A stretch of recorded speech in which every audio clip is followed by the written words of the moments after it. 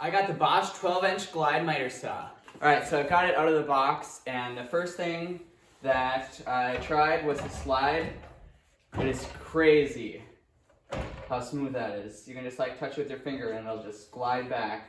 So this saw comes together completely assembled except for the little knob on the front here and the dust collection bag.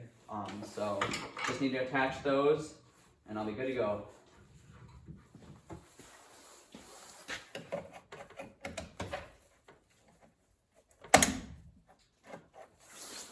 Alright, so that snaps right on and we're set to go.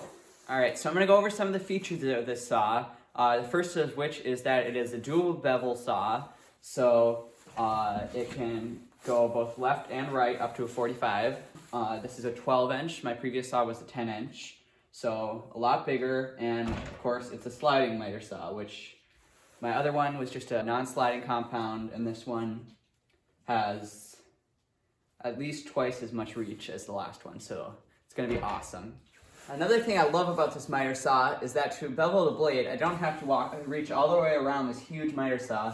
All I have to do is lift up this lever, move this blade over, and just adjust this to let it go all the way to 45 and let it lock in place. And don't have to reach all the way around the saw anymore. It's awesome. Alright, so this clamp just goes in the back like any other miter saw. There's a little hole for it. But the next thing I'm going to test is blade squareness. First to the fence, and then whether it's tilted at all. Alright, so right out of the box, that is perfectly square. Now I'm going to check if it's beveled at all.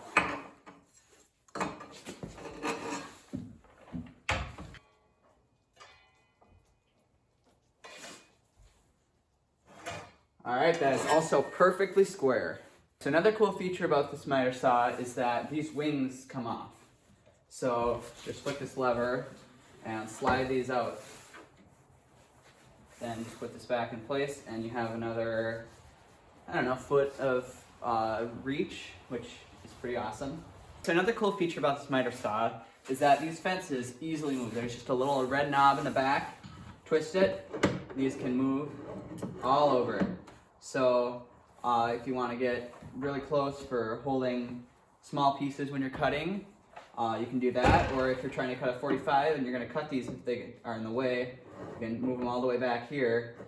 Which kind of shows you how that works. You can just move that back there and you won't cut anything.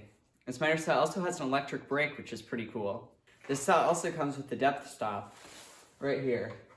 So you just turn this and it'll stop at whatever depth you turn it to. This saw has a very unique sliding mechanism that separates it from all the other sliding miter saws.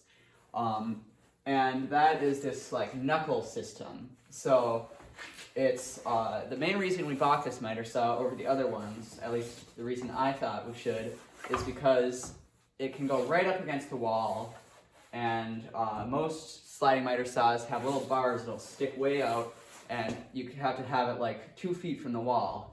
This one just slides right up against the wall and saves you like 2 feet of space. It's crazy.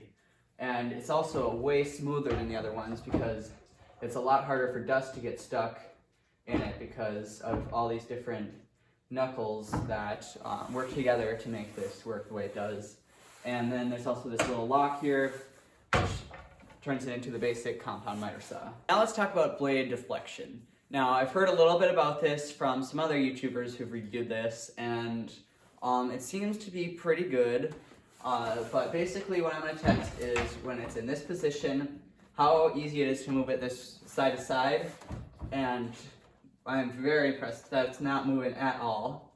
And now the other thing is to see if it changes when it's all the way up here. And that's even less than my non-sliding one. That's crazy how rigid that is. Yeah, I'm like putting a lot of force into this, and you would not be putting this much force on an everyday cut. That is very impressive. Now, the main concern I have heard of people using this versus other sliding miter saws is that it supposedly has pore dust collection compared to the regular sliding ones, which is possible, but I don't know how much it matters. So I'm gonna test out the dust collection on this and see how it compares to my like $50 Harbor Freight miter saw.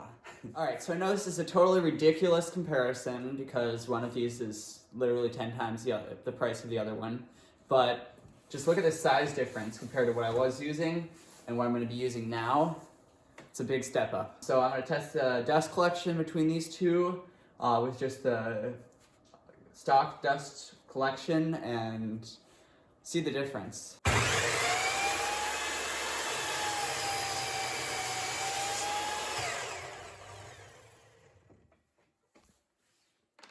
Alright, so I cut the oak on this on this miter saw, and I don't know how well you could see it, but the dust collection was okay, not great. I guess I haven't used any other miter saws, so I don't really have a comparison, but let's move on to the other one.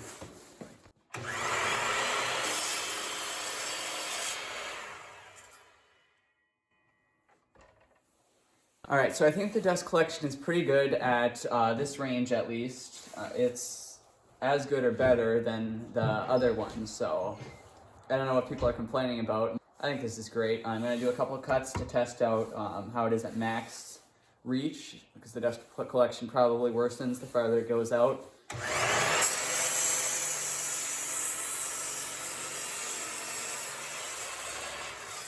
That one wasn't great, but it wasn't terrible either. I mean, it's still just as good as the other one, or better, I'd say. So, yeah, I don't have any complaints about the dust collection. All right, this is the only board I have that fits the whole length of this. It's got a wide reach, so I'm gonna see how well the dust collection is at collecting dust from all the way out here.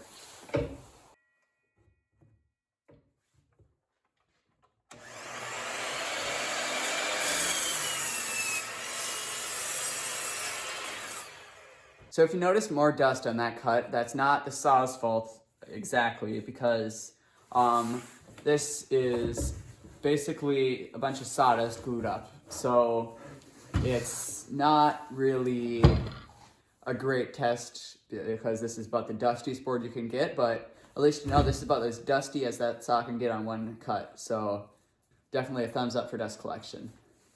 Alright, so that's it for this saw. I'm sure I missed some features and stuff, so let me know if you have any questions in the comments.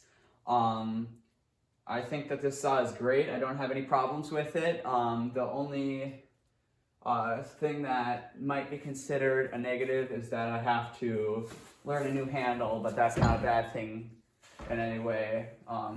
Just a different handle design than I'm used to, but still comfortable. I mean, I think the saw is great, so if you want more tool reviews and hopefully some building videos coming up, subscribe and like this video. See you next time. Thanks for watching Alan Does Everything.